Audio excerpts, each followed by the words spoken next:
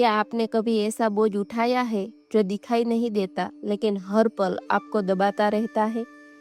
नफरत का बोझ, किसी को माफ न कर पाने का बोझ। यह कहानी है एक ऐसे इंसान की जिसने अपने जीवन का आधा हिस्सा इस बोझ में गुजार दिया और फिर एक दिन जाना कि छोड़ देना ही सबसे बड़ी जीत है। आदित्य एक साधारण युवा था। उम्र लगभग 30 साल। शहर की एक बड़ी कंपनी में काम करता था। बाहर से देखो तो उसकी जिंदगी किसी सपने जैसी लगती थी। अच्छी नौकरी, साफ सुथरा घर, गाड़ी और ऊपर से हंसमुख चेहरा। लोग कहते हैं आदित्य कितना खुशकिस्मत है, इसका तो सब कुछ सेट है। लेकिन कोई नहीं जानता था कि उस मुस्कुराहट चेहरे के पीछे कितनी गहरी चोट छुपी हुई है। आदित्य का दिल बदले की आग में जल रहा था। उसकी आंखें अक्सर लाल हो जाती गुस्से और नींद की कमी से। वह हंसता तो जरूर था लेकिन उसकी हंसी में खोखलापन था। आदित्य की जिंदगी में सबसे बड़ा मोड़ तब आया जब उसे अपनी ही सबसे अच्छे दोस्त से धोखा मिला। राहुल, वही राहुल जिसके साथ उसने बचपन बिताया, कॉलेज में पढ़ाई की, सपने बांटे। राहुल उसके लिए दोस्त से बढ़कर भाई जैसा था। और फिर आया वो दिन। आदित्य जिस लड़की से शादी करने वाला था, जिस पर उसने पूरी दिल से भरोसा किया था, उसने अचानक रिश्ता तोड़ दिया। आदित्य टूट गया। उसे समझ नहीं आया कि अचानक ऐसा क्यों हुआ। लेकिन असली सदमा तब मिला जब कुछ महीनों बाद उसे पता चला कि वही लड़की अब राहुल के साथ है। आदित्य के पैरों तले जमीन खिसक गई। उसका सबसे करीबी दोस्त और उसकी मंगेतर दोनों ने मिलकर उसको विश्वास तोड़ा। उस रात आदित्य कमरे में अकेला था। उसने दरवाजा बंद किया, लाइट बंद की और अंधेरे में फूट फूट कर रोया। आंसुओं में डूबे हुए उसने खुद से कसम खाई, मैं राहुल को कभी माफ नहीं करूंगा, कभी नहीं। जिस दिन मौका मिला मैं बदला लूंगा। उस पल से आदित्य की जिंदगी बदल गई। उसके भीतर एक ज्वालामुखी फूट पड़ा। अब उसका हर विचार, हर सांस उसी आग से भरी हुई थी। आदित्य के दिन और रात एक जैसे हो गई। सुबह उठते ही सबसे पहला ख्याल आता राहुल। रात को सोते समय आखिरी ख्याल आता राहुल। वो सोशल मीडिया पर उसके प्रोफाइल चेक करता, तस्वीरें देखता। हर तस्वीर उसके दिल पर तीर की तरह लगती। उस लड़की और राहुल की मुस्कान देखकर उसका खून खौल उठता। धीरे धीरे उसके चेहरे से हंसी गायब हो गई। दोस्त उसे अवॉइड करने लगे। ऑफिस के सहकर्मी कहते आदित्य बहुत चिड़चिड़ा हो गया है। पर आदित्य को इन सब की परवाह नहीं थी। उसके लिए जिंदगी का मकसद बस एक था, बदला। आदित्य की माँ ने अपने बेटे को बदलते देखा। ये वही बेटा है जो घर में हंसी ठिठोली करता था, अब तो बस गुस्से में जलता रहता है। एक दिन उन्होंने धीरे से कहा, बेटा जितना गुस्सा पकड़ के रखोगे उतना ही जलोगे, छोड़ दो। आदित्य भड़क गया, माँ आप समझती क्यों नहीं? जिसने मेरी दुनिया उजाड़ दी उसे मैं कैसे माफ कर दूं? माफ करना मतलब हार मानना है। माँ चुप हो गई, लेकिन उनकी आंखों में आंसू थे। आदित्य ने देखा मगर उसके दिल की दीवार इतनी ऊंची थी कि आंसू भी उसे छू न पाए। आदित्य का गुस्सा अब उसके शरीर और मन पर असर डालने लगा। वो रात रात भर सो नहीं पाता। कभी शराब पीकर खुद को भूलने की कोशिश करता, कभी दोस्तों पर चिढ़ता। ऑफिस में उसकी परफॉर्मेंस गिरने लगी। बॉस ने एक दिन डांटते हुए कहा, तुम्हारे अंदर की कड़वाहट तुम्हारे काम पर असर डाल रही है। अगर ऐसा ही रहा तो नौकरी चली जाएगी। यह सुनकर आदित्य और अंदर से टूट गया। उसने आईने में खुद को देखा, चेहरा थका हुआ, आंखें लाल, होठ सूखे। उसे खुद से नफरत होने लगी। एक शाम आदित्य पार्क में बैठा था। पास ही एक छोटा बच्चा अपने पिता के साथ खेल रहा था। बच्चे ने गुब्बारा पकड़ा हुआ था। उसने पिता से पूछा, पापा अगर मैं इस गुब्बारे को छोड़ दूं तो ये उड़ जाएगा ना? पिता मुस्कुराए और बोले, हाँ बेटा, छोड़ने से ही तो ऊपर जाता है। ये साधारण सा सवाल आदित्य के दिल को छू गया। उसने सोचा, मैं भी तो उस गुब्बारे की तरह हूँ, लेकिन मैंने खुद को गुस्से की डोर से बंधा रखा है। मैं उड़ नहीं पा रहा हूँ। उस रात आदित्य देर तक सोचता रहा। पहली बार उसने माना कि गुस्से ने सिर्फ राहुल को नहीं, उसे भी कैदी बना रखा है। लेकिन फिर भी उसका दिल कहता, अगर मैं छोड़ दूं तो क्या मैं हार जाऊंगा, या यही मेरी सबसे बड़ी जीत होगी? ये सवाल उसके भीतर गूंजता रहता। और यही से उसकी असली यात्रा शुरू हुई, छोड़ने की कला सीखने की। आदित्य मान चुका था कि उसका गुस्सा ही उसे खा रहा है, लेकिन मान लेने और बदल जाने के बीच बहुत दूरी होती है। सुबह उठते ही उसका पहला विचार अब भी वही होता है, राहुल और धोखा। रात को सोने से पहले भी वही यादें उसे कचोटती है। उसका चेहरा थकान और तनाव से भरा रहता। कभी ऑफिस में किसी छोटी सी बात पर सहकर्मी पर चिल्ला देता, कभी दोस्तों की बातों से चिढ़कर उनसे झगड़ लेता। धीरे धीरे लोग उससे दूर होने लगे। माँ हर दिन आदित्य को देखती और उनका दिल बैठ जाता। वो सोचती, बेटा बाहर से बड़ा हो गया है लेकिन भीतर से इतना टूटा क्यों है। एक रात उन्होंने उसके कमरे में जाकर कहा, बेटा गुस्से की आग में जितना जलोगे उतना राख बनोगे, छोड़ दो वरना यह आग तुम्हें ही निगल जाएगी। आदित्य झुंझला कर बोला, माँ आप नहीं समझती, जिसने मेरी दुनिया उजाड़ दी उसे माफ करना मतलब खुद पर जुल्म करना है। माँ ने सिर झुका लिया, आंखों में आंसू बहे मगर उन्होंने कुछ नहीं कहा। उसे मौन ने आदित्य को पल भर के लिए हिला दिया पर उसका अहंकार दीवार बनकर खड़ा हो गया। धीरे धीरे आदित्य का अकेलापन बढ़ता गया। दोस्त उसे काटने लगे। ऑफिस में लोग उसके पास बैठना पसंद नहीं करते। एक दिन उसकी सबसे करीबी सहकर्मी ने कहा, आदित्य पहले तुम सबके साथ हंसते बोलते थे, अब लगता है तुम्हारे अंदर सिर्फ नफरत बची है। ये सुनकर आदित्य को चोट पहुंची मगर उसने जवाब नहीं दिया। वो समझ रहा था कि लोग सच कह रहे हैं लेकिन उसके भीतर का जहर इतना गहरा था कि वो चाहकर भी बाहर नहीं निकल पा रहा था। गुस्से और तनाव ने उसके शरीर को भी जकड़ना शुरू कर दिया। उसे नींद नहीं आती, अक्सर सिर दर्द और सीने में भारीपन महसूस करता। एक दिन डॉक्टर के पास जाना पड़ा। जांच के बाद डॉक्टर ने कहा, ब्लड प्रेशर बहुत बढ़ गया है, अगर आपने तनाव कम नहीं किया तो आगे चलकर दिल की बीमारी हो सकती है। आदित्य सन्न रह गया। उसे लगा जैसे किसी ने उसके सामने आईना रख दिया हो। क्या मैं सचमुच अपने गुस्से की वजह से अपनी जान गंवा दूंगा? उसी शाम वह अकेला एक कैफे में बैठा था। कॉफी का प्याला सामने रखा था मगर उसने एक घूंट भी नहीं लिया। उसकी आंखें खोली थी जैसे सब कुछ बुझ चुका हो। तभी बगल की बेंच पर बैठे एक बुजुर्ग ने मुस्कुराकर कहा, बेटा तुम्हारा चेहरा कह रहा है कि तुम कोई भारी बोझ ढो रहे हो। आदित्य चौंका। आप मुझे जानते भी नहीं हो तो ये कैसे कह सकते हैं? चेहरे से सब पता चलता है, गुस्सा और दर्द छुपाए नहीं छुपते। आदित्य के आंखों से आंसू निकल पड़े। वह पहली बार किसी अनजान के सामने खुला और बोला, हाँ मैं बोझ उठा रहा हूँ, मुझे धोखा मिला है और मैं माफ नहीं कर पा रहा हूँ। बुजुर्ग ने धीरे से कहा, बेटा माफ करना दूसरों के लिए नहीं होता, ये तुम्हारे अपने दिल की आज़ादी है। आदित्य देर तक सो नहीं पाया। बुजुर्ग की बात उसके कानों में गूंजती रही। माफ करना दूसरों के लिए नहीं, यह तुम्हारी अपनी आज़ादी है। वह आईने में खुद को देखता रहा। उसके चेहरे पर जवानी की चमक होनी चाहिए थी लेकिन वहाँ थकान और बोझ के निशान थे। उसने सोचा, ने मुझे एक बार चोट दी थी लेकिन मैं खुद रोज अपने घाव को रेत कर उसे 100 बार गहरा करता हूँ। यह ख्याल उसके भीतर बिजली की तरह खोदा। अगली सुबह जब वह दफ्तर जा रहा था उसने सड़क के किनारे एक दृश्य देखा। एक मजदूर अपने कंधे पर भारी बोरा उठाए चल रहा था। कुछ दूरी पर जाकर वह थक कर बैठ गया और बोरा नीचे रख दिया। जैसे ही बोरा नीचे रखा उसके चेहरे पर सुकून आ गया। आदित्य ने सोचा, शायद मेरा गुस्सा भी उसी बोरे की तरह है। जब तक इसे कंधे पर ढोता रहूंगा थकता ही रहूंगा, इसे नीचे रखना ही होगा। आदित्य अब तक यह समझ चुका था कि उसका गुस्सा उसकी जिंदगी बर्बाद कर रहा है लेकिन अभी वह केवल समझ तक पहुंचा था। छोड़ देने का असली कदम उसने नहीं उठाया था। उसके भीतर सवाल अब और गहरा हो चुका था, अगर छोड़ दूं तो क्या सचमुच में जीतूंगा या हार मान लूंगा? और अब किस्मत उसे उस राह की ओर ले जाने वाली थी जहां उसे इस सवाल का उत्तर मिलेगा। आदित्य ने बहुत सोचने के बाद तय किया कि वह अपने भीतर की कैद से बाहर निकलने का रास्ता खोजेगा। लेकिन रास्ता कहाँ है, कौन बताए?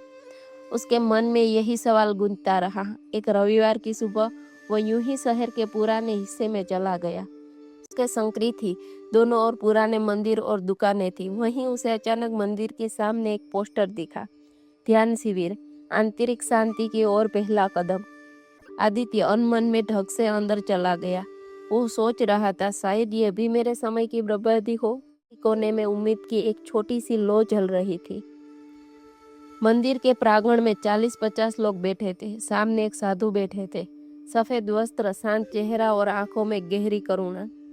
उनकी उपस्थिति जैसे वातावरण को स्थिर कर रही थी। उन्होंने बोलना शुरू किया, मनुष्य का सबसे बड़ा शत्रु बाहरी नहीं है, भीतर है। गुस्सा, नफरत और बदलने की भावना, ये जंजीर हमें कैद करती है। छोड़ना सीखो तभी जीवन हल्का होगा। आदित्य के कान खड़े हो गए। यह वही था जो वह महीनों से महसूस कर रहा था, लेकिन शब्दों में बांध नहीं पा रहा था। सत्र के बाद वह साधु के पास गया और बोला, गुरुजी, मैंने धोखा खाया है। मुझे लगता है मैं उसे माफ नहीं कर सकता। गुरु मुस्कुराए और बोले, बेटा, माफ करना मतलब भूलना नहीं होता।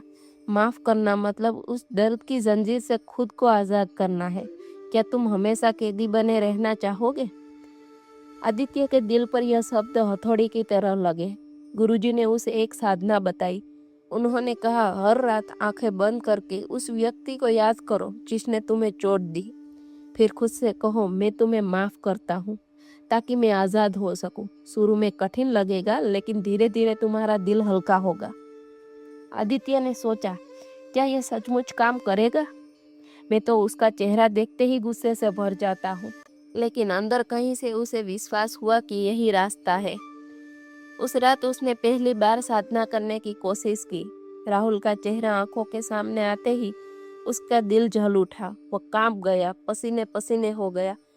मुंह से शब्द नहीं निकले, लेकिन उसने हार नहीं मानी। वह रोज यह अभ्यास करने पहले हफ्ते तक तो कुछ खास फर्क नहीं पड़ा, लेकिन दूसरे हफ्ते में उसने महसूस किया कि राहुल की तस्वीर देखने पर उसका गुस्सा पहले जितना भड़कता नहीं था। थोड़ा सा ठहराव आने लगा था कि उसने देखा कि वह छोटी छोटी बातों पर अब तुरंत नहीं चिल्लाता। सहकर्मी हैरान थे, आदित्य थोड़ा बदल रहा है। यह बदलाव धीमा था पर सच्चा था। एक शाम माँ ने कहा, बेटा, आज बहुत दिनों बाद तुम्हारे चेहरे पर हल्की सी मुस्कान देख रही हूँ। क्या राज है? आदित्य ने झिझकते हुए बताया कि वह ध्यान शिविर गया था और साधु से मिला था। माँ ने उसकी आंखों में देखा और बोली, यही सही राह है बेटा।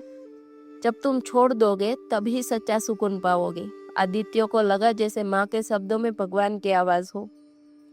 फिर भी यह आसान नहीं था। कभी कभी वह आधी रात को उठकर पागलों की तरह सोचता, क्यों किया राहुल ने ऐसा? क्यों छीन ली मेरी खुशियाँ? कभी कभी वह फिर से बदले के ख्याल में डूब जाता। लेकिन अब एक फर्क था। पहले वह गुस्से में डूबकर वहीं अटक जाता था। अब थोड़ी देर बाद उसे गुरुजी की बातें याद आ जाती थी। माफ करना दूसरों के लिए नहीं, ये तुम्हारी अपनी आज़ादी है। ये याद उसे धीरे धीरे संभालने लगी। आदित्य अब बदलाव की राह पर कदम रख चुका था। गुस्सा और नफरत अभी भी भीतर थे, लेकिन अब उन्होंने अपना अकेला राज खो दिया था। गुरु का स्पर्श और साधना की आदत उसने उसके भीतर की खिड़की खोल दी थी। अब सवाल था कि आदित्य सचमुच छोड़ पाएगा या बीच रास्ते फिर गिर पचाएगा। यहीं से उसकी यात्रा और गहरी हो गई। आदित्य अब रोज रात को गुरुजी द्वारा बताई साधना करता, आंखें बंद करता, राहुल का चेहरा सामने लाता और धीरे धीरे से कहने की कोशिश करता, मैं तुम्हें माफ करता हूँ, ताकि मैं आजाद हो सकूं। पहले तो यह वाक्य उसके गले में अटकता, लेकिन धीरे धीरे उसकी जुबान पर यह सहज होने लगा। भले ही मन पूरी तरह तैयार न हो, पर अभ्यास ने उसके दिल पर असर डालना शुरू कर दिया। साधना करते समय कभी कभी उसके भीतर अजीब सी हल्की गर्मी महसूस होती, जैसे कोई जमी हुई बर्फ पिघल रही हो। उसे लगता मानो उसके दिल पर रखा बोझ थोड़ा थोड़ा कम हो रहा हो। लेकिन रास्ता आसान नहीं था। कभी कभी जब वह दिन भर तनाव में होता और रात को साधना करता, तो अचानक पुराने दृश्य इतने जोर से लौट जाते कि उसका मन कांप उठता। राहुल और उस लड़की की हंसी उसके कानों में गूंजती। उसका शरीर कांपने लगता, माथे पर पसीना आ जाता। कभी तो गुस्से में वह साधना बीच में ही छोड़कर उठ खड़ा होता और कहता, नहीं, मैं उसे माफ नहीं कर सकता, ये सब बेकार है। फिर कुछ देर बाद उसे गुरुजी की आवाज याद आती, माफ करना दूसरों के लिए नहीं, तुम्हारी अपनी आजादी है। और वह वापस बैठ जाता, गुस्सा और साधना की खींचातानी। कुछ हफ्तों बाद ही आदित्य ने तय किया कि वह गुरुजी से फिर मिलेगा। मंदिर पहुंचा तो देखा गुरुजी एक वृक्ष के नीचे बैठे हैं। उनके चारों ओर कुछ लोग थे, पर आदित्य सीधे जाकर उनके सामने बैठ गया। उसकी आंखों से आंसू बह निकले। गुरुजी, मैं कोशिश करता हूँ, लेकिन मेरा गुस्सा लौट आता है। कभी लगता है सब ठीक हो जाएगा, फिर अचानक अंदर का तूफान मुझे तोड़ देता है। गुरुजी मुस्कुराए और बोले, बेटा, क्या तुमने कभी देखा है कि नदी हमेशा सीधी नहीं बहती? कभी वह चट्टानों से टकराती है, कभी घूम कर चलती है, लेकिन अंत में समुद्र तक पहुंच ही जाती है। तुम्हारे मन भी वैसा ही है, झटके लगेंगे पर अगर चलते रहोगे तो मंजिल तक जरूर पहुंच जाओगे।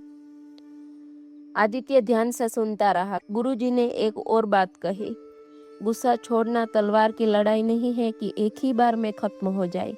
यह तो रोज की साधना है, जैसे मिट्टी को हर दिन गूंथो तो घड़ा बन जाता है। घर लौटकर आदित्य ने महसूस किया कि वह थोड़ा हल्का है। उसने माँ के साथ खाना खाया और कर बातें की। माँ ने हैरानी से देखा और बोली, बेटा आज तुम्हारे चेहरे पर पुरानी रौनक लौट आई है। आदित्य ने भी महसूस किया कि उसकी सांसें अब पहले से गहरी हो रही है। वो थोड़ी देर बालकनी में खड़ा होकर चांद देखने लगा। कई महीनों बाद उसे आसमान भी सुंदर लगने लगा।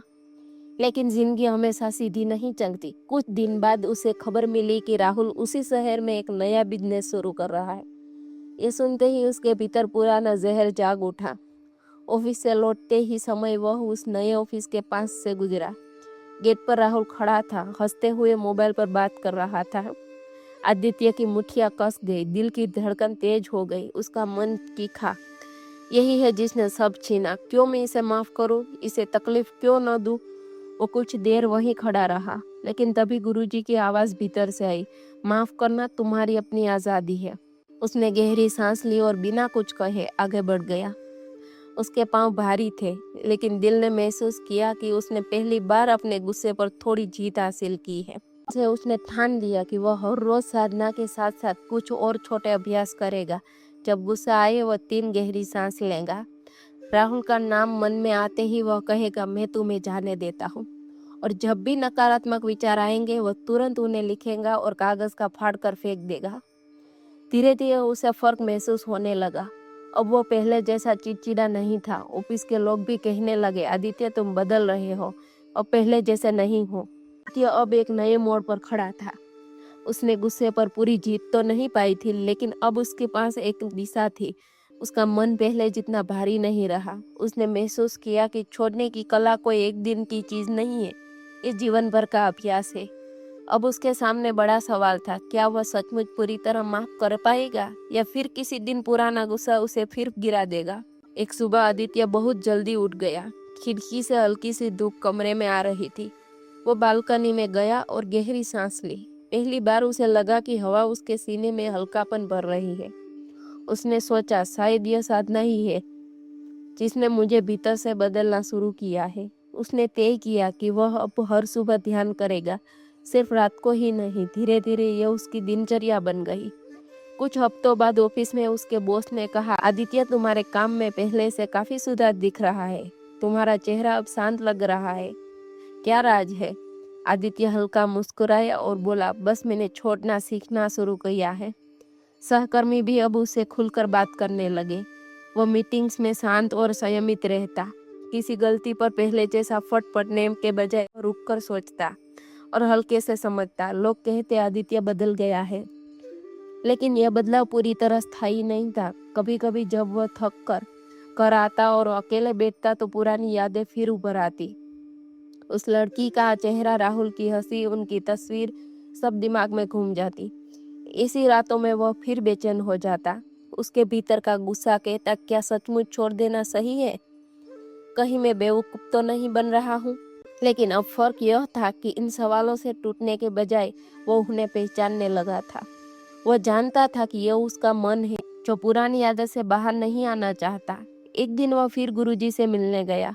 उसने कहा, गुरुजी मैं कोशिश करता हूँ, कभी शांति मिलती है पर कभी पुराना गुस्सा लौट आता है, क्या यह सामान्य है। गुरुजी मुस्कुराए और बोले, बेटा जख्म गहरा हो तो भरने में समय लगता है। छोड़ने का मतलब ये नहीं कि तुम भूल जाओगे, छोड़ने का मतलब ये है कि जब याद आए तब तुम्हारा मन उस याद का गुलाम न बने।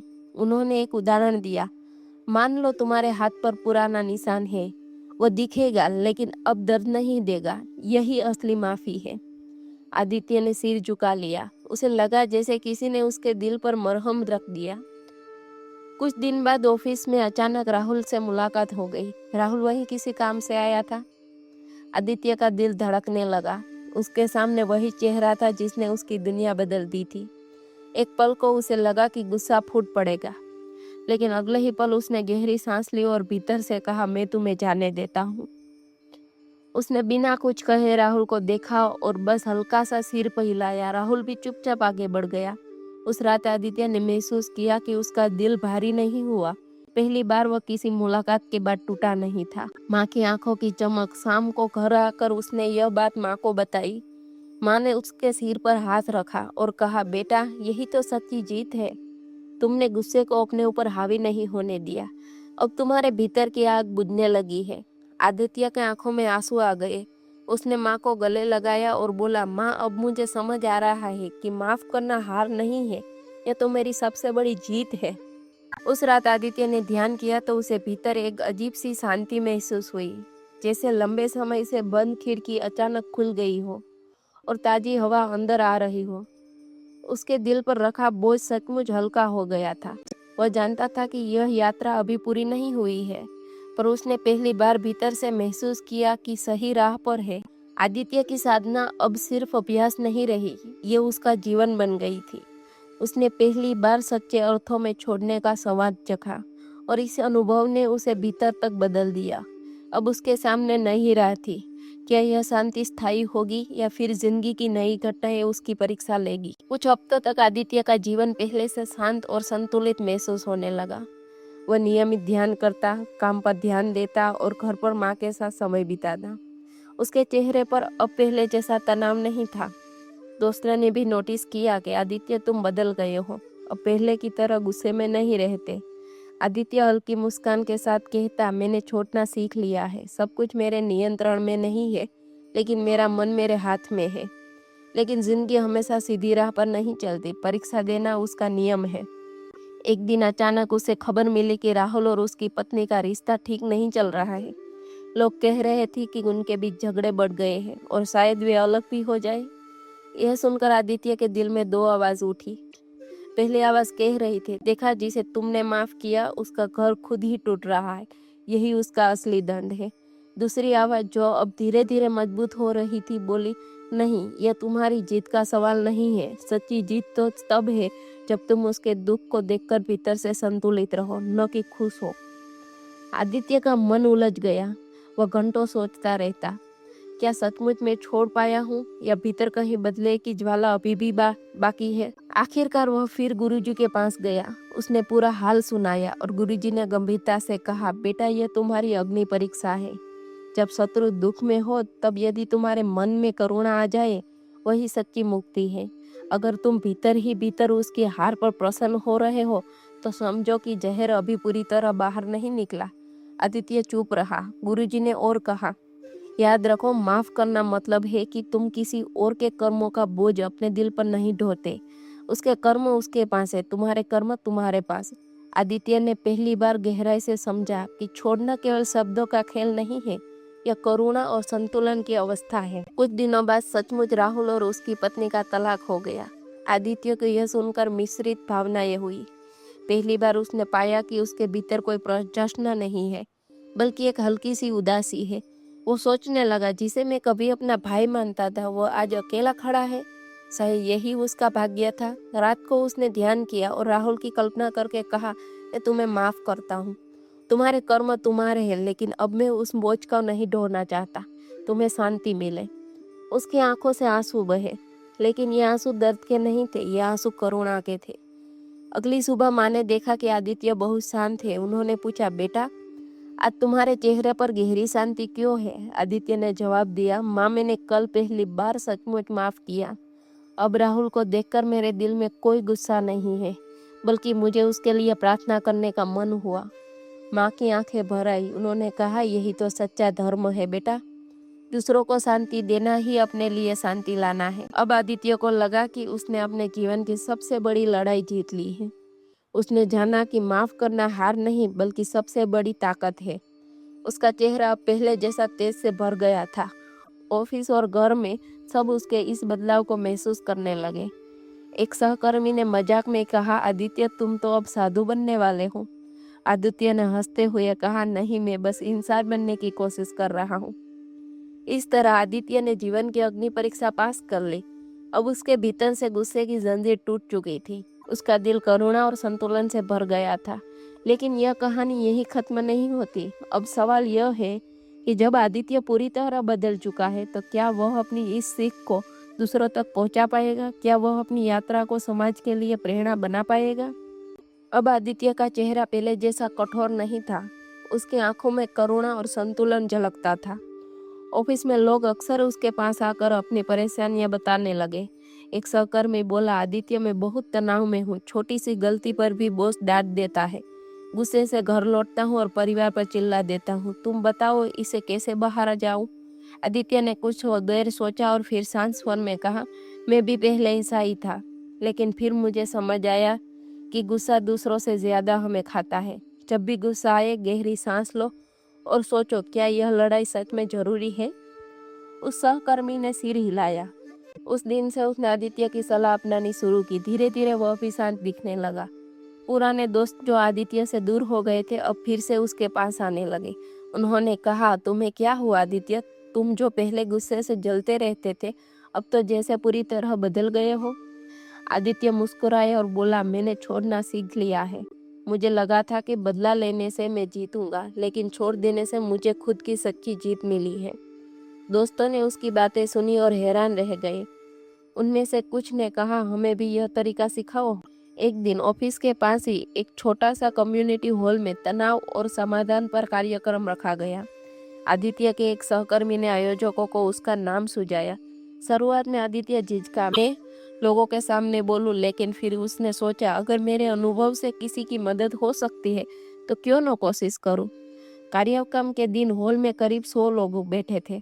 आदित्य मंच पर गया, गहरी सांस ली और कहा, मैं आदित्य हूँ। कुछ साल पहले मैं गुस्से और बदले की आग में जल रहा था। मेरे अपने ही मुझे धोखा देकर चले गए। मैंने तय किया कि कभी माफ नहीं करूंगा, लेकिन उसी गुस्से ने मेरी सेहत, मेरा काम और मेरे रिश्ते सब तोड़ दिया। हॉल एकदम शांत था। सब उसकी ओर ध्यान से देख रहे थे। आदित्य ने आगे कहा, फिर मेरी जिंदगी में एक मोड़ आया। मैंने साधना शुरू की और धीरे धीरे माफ करना सीखा। आज मैं आपको यकीन से कह सकता हूँ, माफ करना हार नहीं है, यह सबसे बड़ी जीत है। तालियों की गड़गड़ाहट गूंज उठी। आदित्य ने मंच से उतरा तो कुछ लोग उसके पास आए। किसी ने कहा, आपकी कहानी ने मेरा दिल छू लिया। किसी ने कहा, मैं भी सालों से गुस्से का बोझ ढो रहा हूँ और मैं छोड़ने की कोशिश करूंगा। आदित्य को पहली बार भीतर से सच्ची तृप्ति मिली। उसे लगा, अगर मेरी पीड़ा दूसरों के लिए रोशनी बन सकती है तो यह पीड़ा बेकार नहीं होगी। कुछ दिन बाद आदित्य गुरुजी से मिला और सब बताया। गुरुजी ने उसकी ओर बुका और कहा, बेटा, यह साधना का असली फल है। जब तुम्हारा अनुभव तुम्हें ही नहीं दूसरों को भी मुक्त करने लगे तो समझो कि तुम्हारा मार्ग सही है। आदित्य ने गुरुजी के चरणों में झुककर धन्यवाद किया। उसकी आंखों से फिर आंसू बहे, लेकिन इस बार यह आंसू दुख के नहीं, संतोष के थे। कल लौटकर उसने माँ को गले लगाया और कहा, माँ, तुम्हारी बात सही थी, छोड़ देना ही असली ताकत है। आज लोग मेरे पास आते हैं और शांति पाते हैं। माँ की आंखों में गर्व की चमक थी। उन्होंने कहा, बेटा, भगवान ने तुम्हें इसलिए यह पीड़ा दी थी ताकि तुम दूसरों के लिए रास्ता बन सको। अब आदित्य सिर्फ अपने लिए नहीं जी रहा था, उसका अनुभव दूसरों के लिए दवा बन चुका था। वह समझ चुका था कि व्यक्तिगत दर्द जब साझा होता है तो समाज के लिए प्रेरणा बन जाता है। लेकिन कहानी यहाँ खत्म नहीं होती। अब उसके सामने नया सवाल था, क्या यह शांति हमेशा बनी रहेगी या जिंदगी की नई आंधियां फिर उसकी परीक्षाएं लेगी? अब आदित्य का जीवन एक नई दिशा में बढ़ रहा था। वह ध्यान और साधना करता, ऑफिस में संतुलित रहता और समाज में भी लोग उसे बुलाने लगे।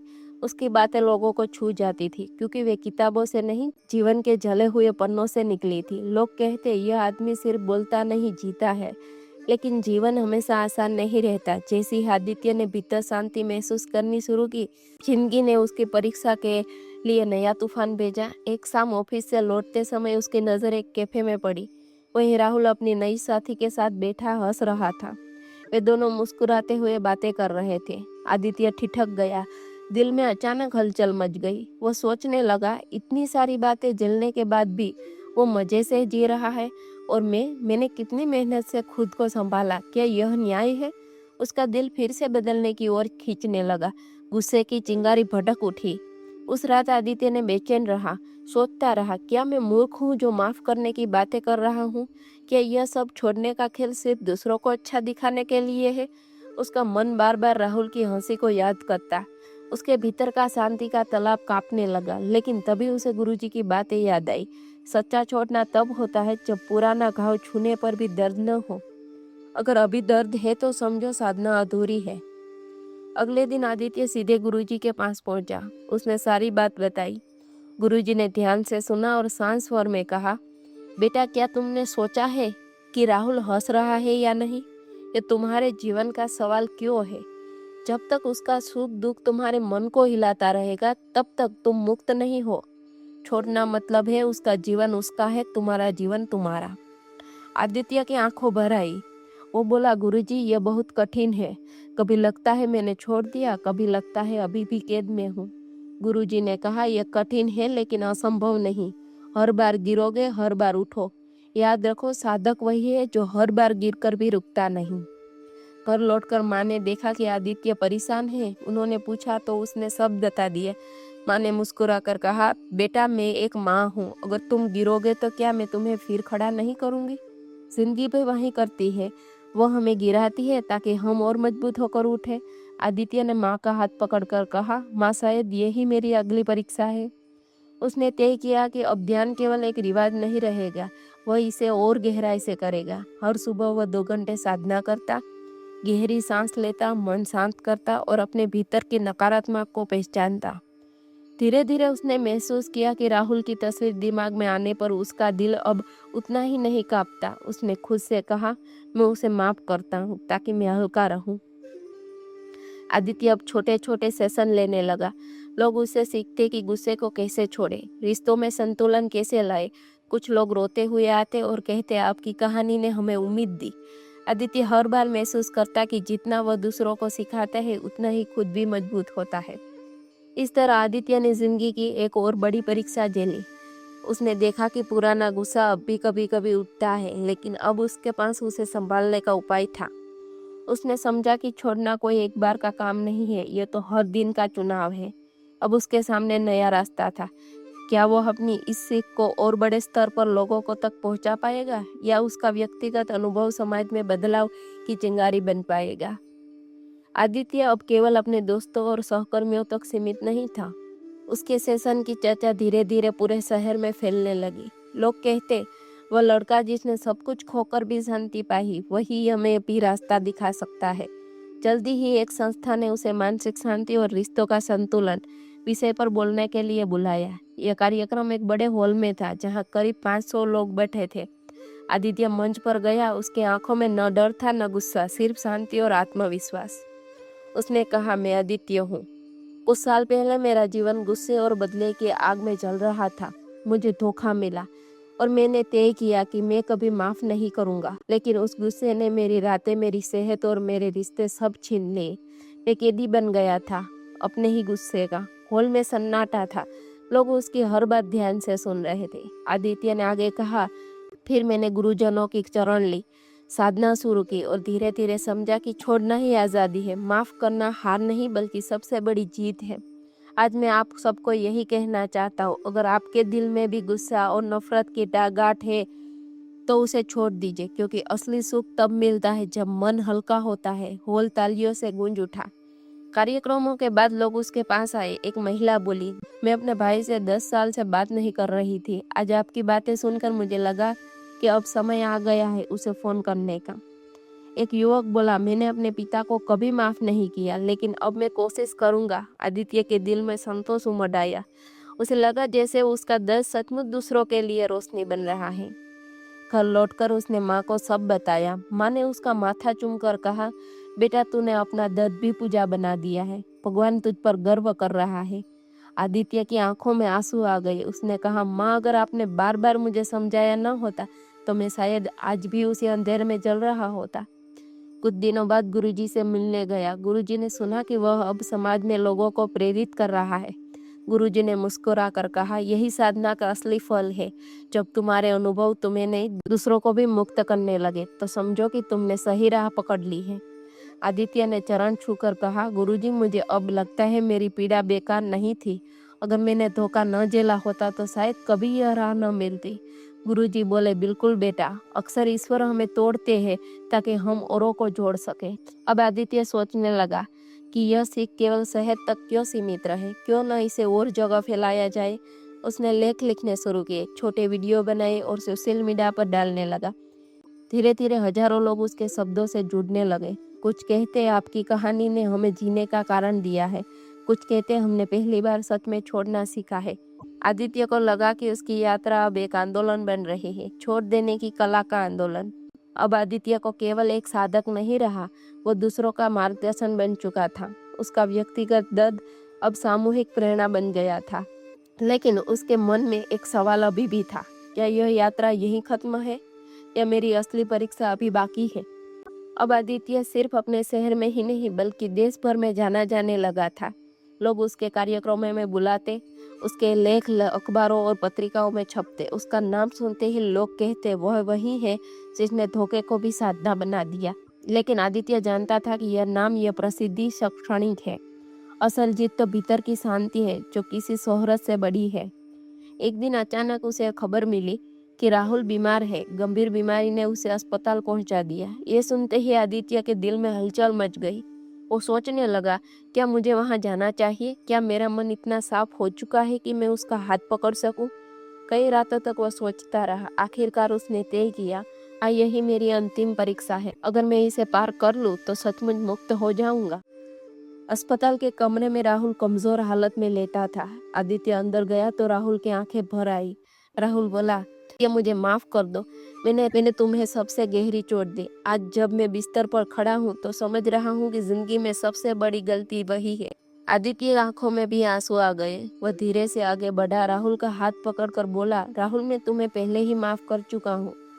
आज मैं यहाँ तुम्हें दोष देने नहीं, दुआ देने आया हूँ। राहुल रो पड़ा। उसे बहते आंसू पुराने सारे जहर को बहा कर ले गई। उस पल आदित्य ने अपने दिल में एक अनोखा हल्कापन महसूस किया, जैसे सालों से बांध कर रखा बोझ अचानक टूट गया हो। उसका मन पूरी तरह मुक्त हो गया। उसने सोचा, यही तो है छोड़ देने की कला का चरम। अब मेरा मन किसी के कर्म से बांधा नहीं है, मैं सचमुच आजाद हूँ।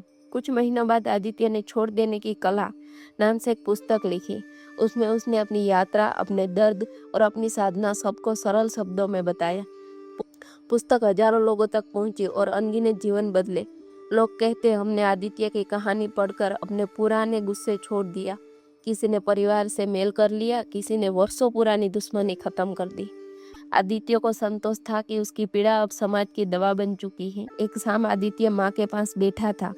माँ ने उसके सिर पर हाथ फेरकते हुए कहा, बेटा, अब तेरे चेहरे पर वह शांति है जो साधु संतों में दिखती है। तूने अपना जीवन व्यर्थ नहीं किया।